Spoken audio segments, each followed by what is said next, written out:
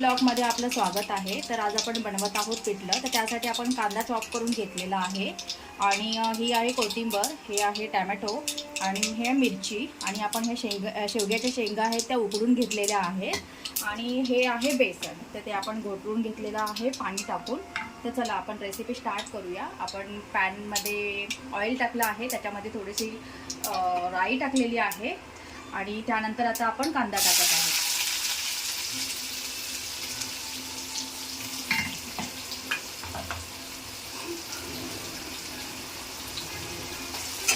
कांदा चांगला फ्राय करायचं।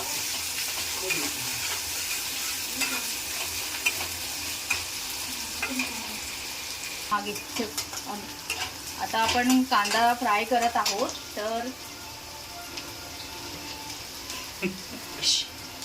कांदा लवकर सॉफ्ट व्हावा त्याच्यासाठी आपण सॉल्ट त्याच्यामध्ये टाकत आहोत।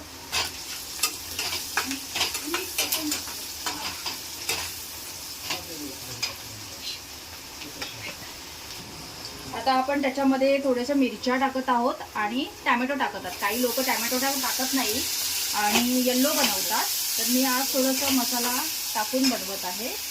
थोडंसं मिरची टाकली आहे, मसाला पण आपण टाकूया।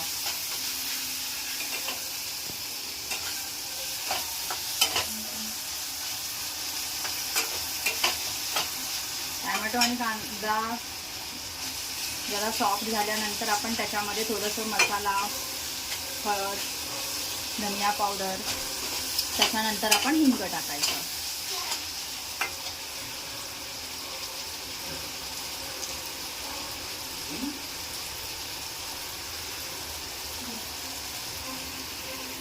आपण थोडंसं हिंग टाकूया।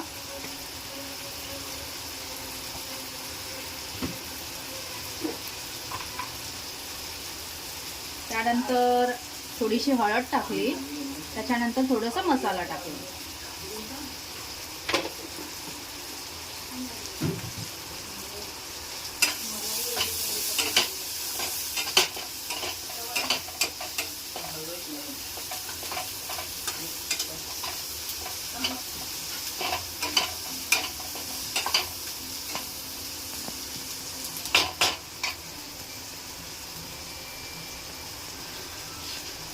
थोडा आपण चिमूटभर ह्याच्यामध्ये साखर टाकूया।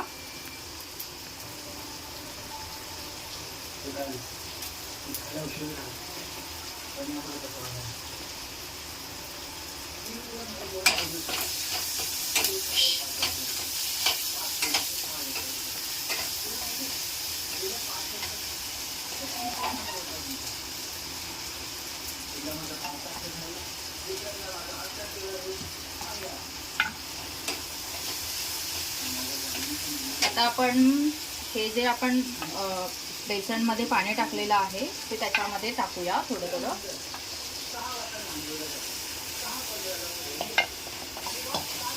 आणि ढवळूया।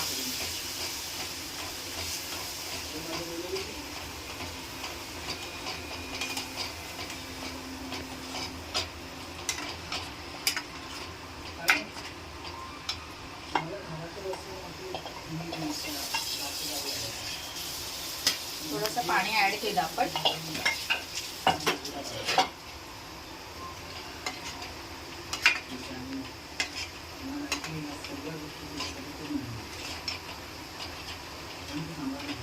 आणि आता आपण ह्या शेवग्याच्या शेंगा आहेत त्या आपण उकडून घेतलेल्या होत्या, त्या आपण त्याच्यामध्ये टाकूया।